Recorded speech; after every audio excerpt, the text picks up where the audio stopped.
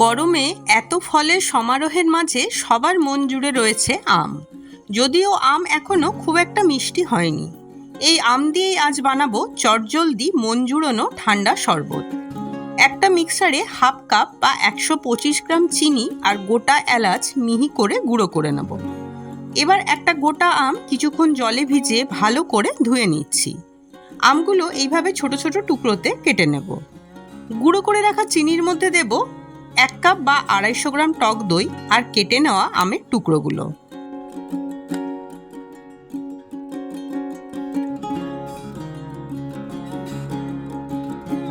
শরবতের স্বাদ আরও একটু বাড়ানোর জন্য দিচ্ছি ভিজিয়ে রাখা কেশর। এবার সমস্ত মিশ্রণটা ভালো করে গ্রাইন্ড করে নেব। এবার কাচের গ্লাসে দিয়ে দিচ্ছি কয়েক টুকরো বরফ আর বানিয়ে নেওয়া শরবতটা। উপরে কুচনো আম ছড়িয়ে ঠান্ডা ঠান্ডা পরিবেশন করুন এই শরবত।